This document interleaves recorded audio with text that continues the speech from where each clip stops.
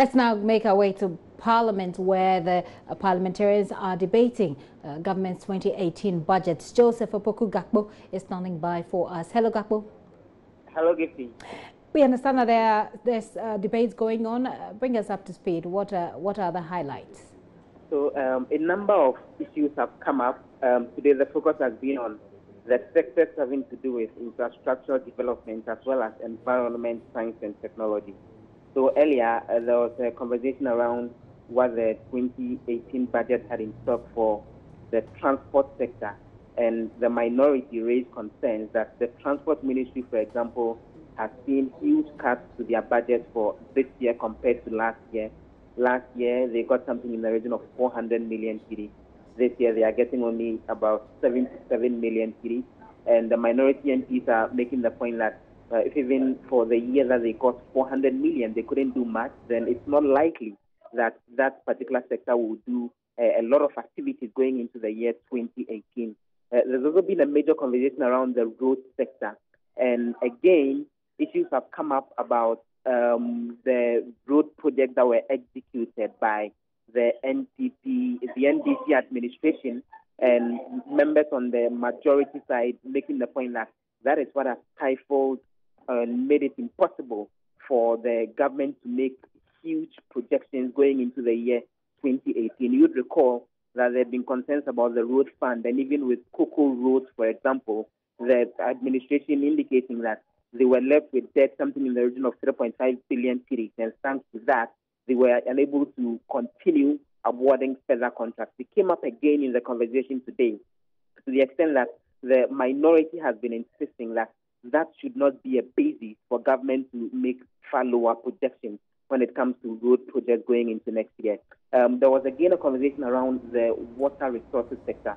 The deputy ranking member on the Committee on Water Resources, Amenga Etego, was drawing attention to the fact that donor funding to that particular sector has actually declined this particular year.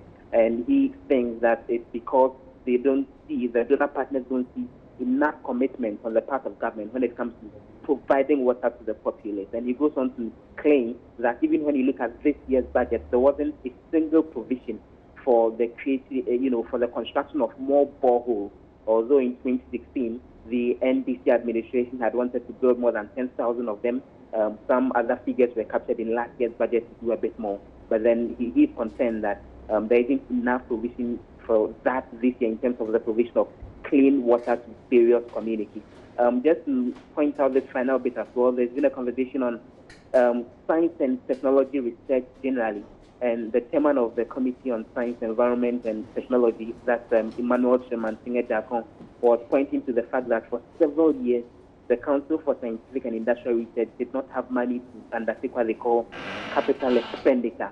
That has changed in this particular budget, where they got more than 13 million cedis, and he thinks that will transform Ghana's scientific research going into the year 2018, and that for him, that is good news for the economy. Well, I've just had a conversation. I had a conversation not long ago with a civil society organization, or the NGO Send Ghana. They had major concerns about budget cuts in sectors like education, agric, health, and sanitation. It doesn't look as though the areas of concerns being raised in Parliament quite resonate. Well, we can expect some of those concerns to come up. The debate itself is being demarcated into various areas. It all started yesterday, and the focus was on the finance sector, issues relating to the finance ministry, budget deficit, growth figures, and all. Today, the focus is specifically on works and water resources. The focus is on infrastructure development generally. The focus is on science and technology research.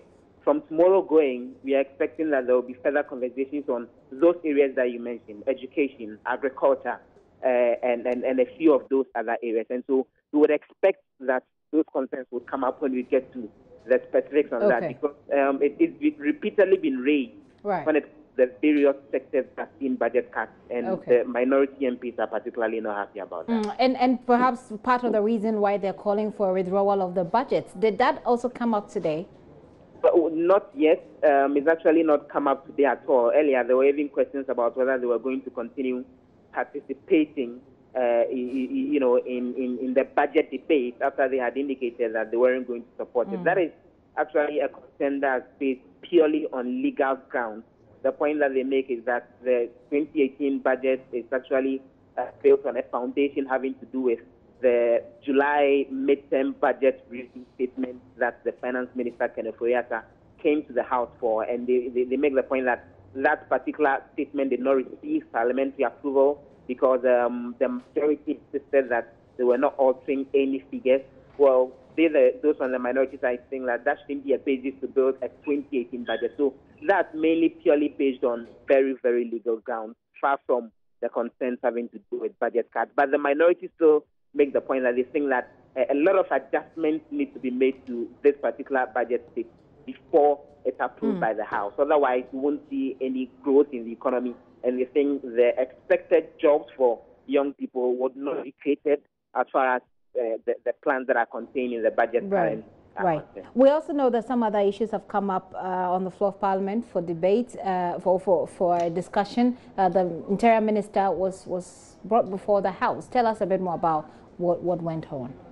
So the Interior Minister was here, and so was the Minister for Gender, Children and Social Protection. Let me begin with the Interior Minister. You would recall that about 2 weeks ago, Muntaka Mubarak, the MP for Asawase, raised a concern on the floor of the House that there had been a shooting incident in Kumasi, particularly in its constituency, involving the police, because apparently 2 young men have been arrested on suspicion of being armed robbers. From the additional details that we've gathered, the police took them to a location that they had told the police were actually hideouts for other criminals. So they were pointing the police to further lead. And while they went to some of the sites, they went to 4 different sites. The police didn't get any of the other suspected criminals to arrest. And then when they got to the 5th site, according to the police, the 2 young men attempted running away. And so the police had to shoot them. And one of them died on the spot. The other died eventually in the hospital. Well, Muntaka Mubarak raised this on the floor of the House about 2 weeks ago and felt it was a case of human rights abuse because maximum force and not minimal force had been applied when it comes to trying to get them to do what is right and all. And so today the Interior Minister was in Parliament to respond to questions on this, and he indicated that investigation has commenced into that particular incident. He laid out the facts that have been related to him by the police and said that one of those who was killed is actually a suspected robber who was on the police wanted list. And so there's been a conversation that these are not armed robbers, these were innocent people who were rounded up.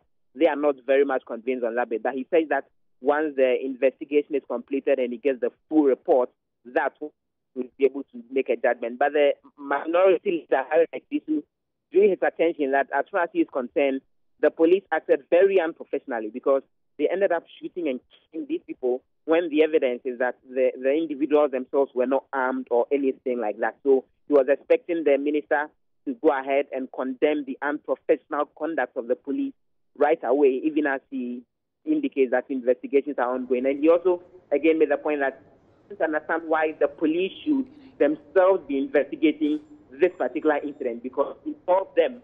And so an independent body should rather be doing the investigation. Muntaka Mubarak, again, himself made the point that he felt that the investigations are delaying because they had asked for the autopsy report to come to a conclusion on what exactly killed them. It's taking 2 weeks, and he thinks that this is causing undue delay. Both sides called for calm in the communities and encouraged the youth not to take the law into their own hands and not to go ahead and do any sort of demonstration or anything that may end up destroying property in the Asawase area. Well, let's finalize our conversation with the Gender Minister and what she was up to in Parliament. She was in Parliament to respond to questions about whether the arrears that are owed school feeding caterers have actually been paid.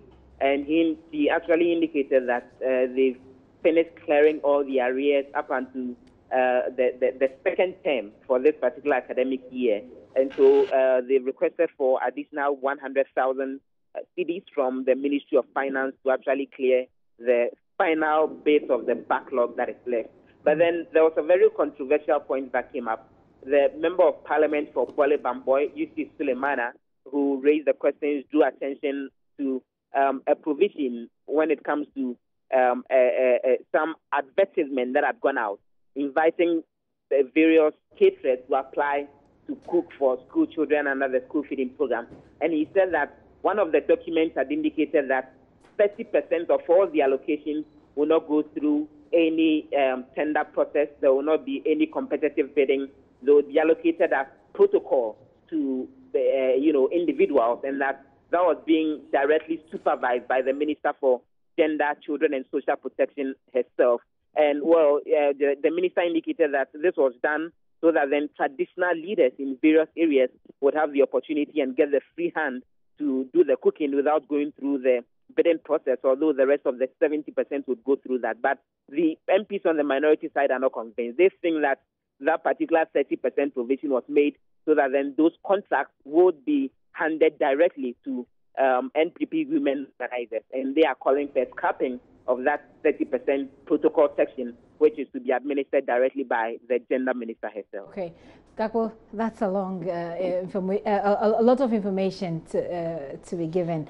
Thank you so much for bringing us up to speed. Joseph Opoku Gakpo is our parliamentary correspondent, bringing us up to speed on what's happening in Parliament. So we know that they're debating the budget. We also know that the Interior Minister was hauled before the House to answer a few questions about what happened in Kumasi. And we know that Gender Minister was there as well. It's all about the school feeding program.